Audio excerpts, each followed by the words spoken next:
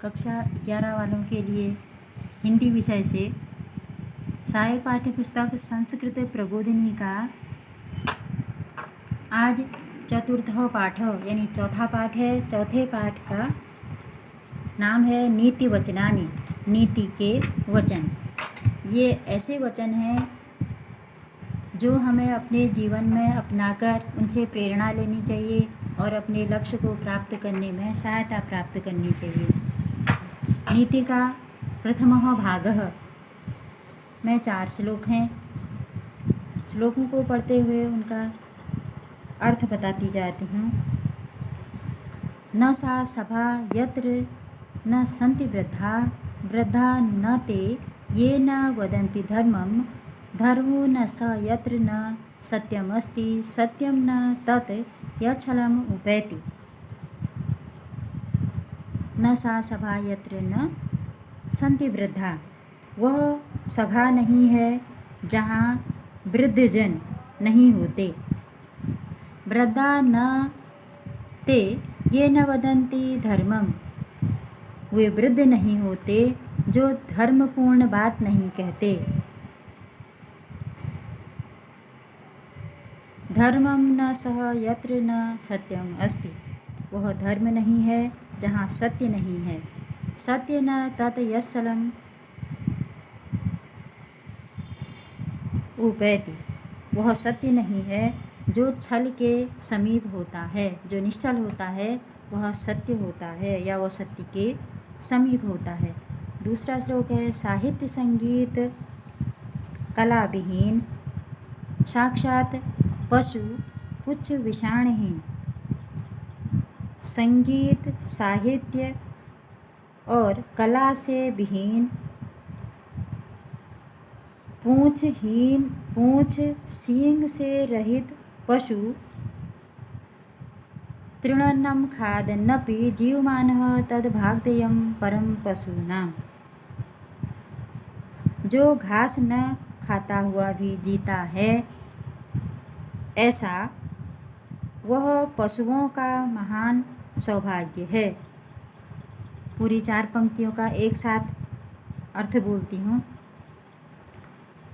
साहित्य संगीत कला से विहीन, पूंछ सींग से रहित पशु है। घास न खाता हुआ वह जीता है। घास न खा करके वह पशुओं पर कृपा करता है। ऐसा व्यक्ति वास्तव में पशु के समान ही है।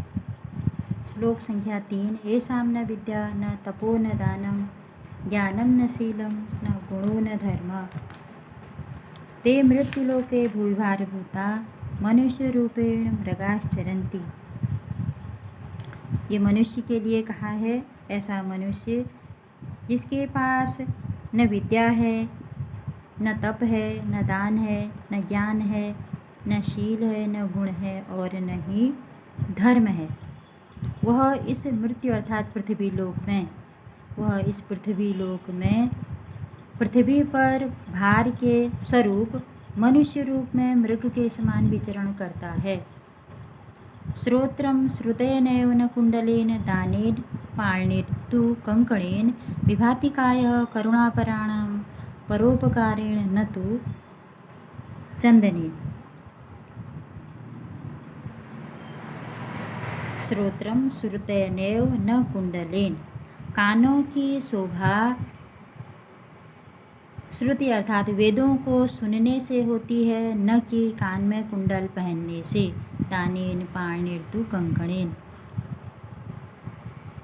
हाथों की शोभा दान करने से होती है, न कि कंगन पहनने से।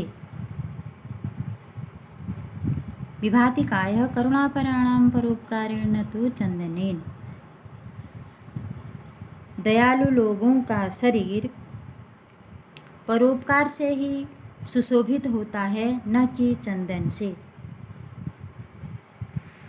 अब नीति के वचनों का द्वितीय भाग लिखा है। दूसरा भाग है। दूसरे भाग का पहला श्लोक है अभिवादनशीलस्य नित्यं वृद्धोपसेविनः चत्वारि तस्य वर्धन्ते आयुर्विद्या यशोबलम्। अभिवादन करने वाले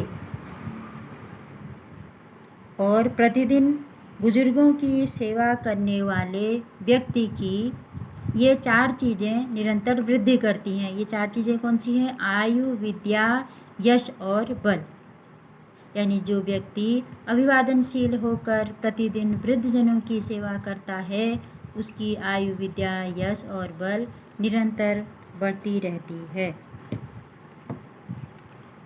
सर्वलक्षणहीनोऽपि स सदाचारवान् नरः श्रद्धानो अनुसूयश्च 100 वर्षाणि जीवति। सब लक्षणों या सब गुणों से हीन जो मनुष्य सदाचारवान,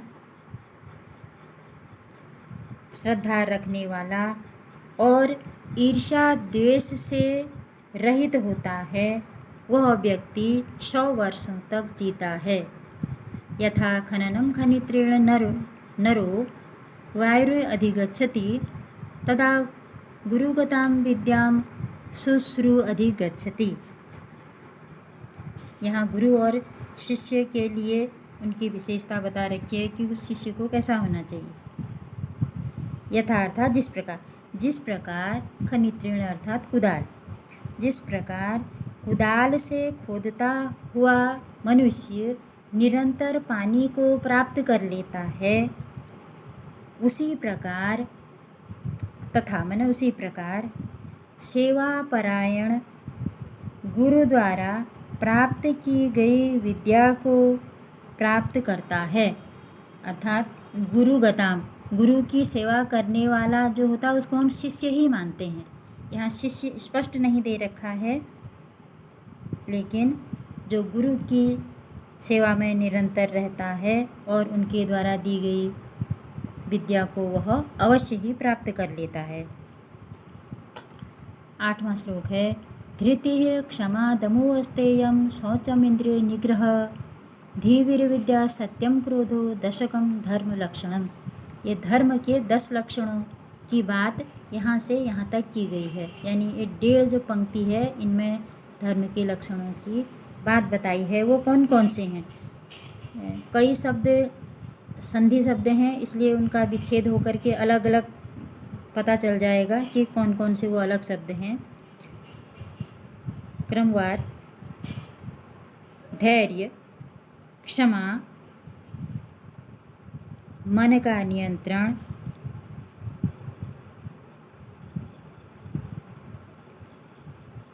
शौच, इंद्रियों को बस में रखना,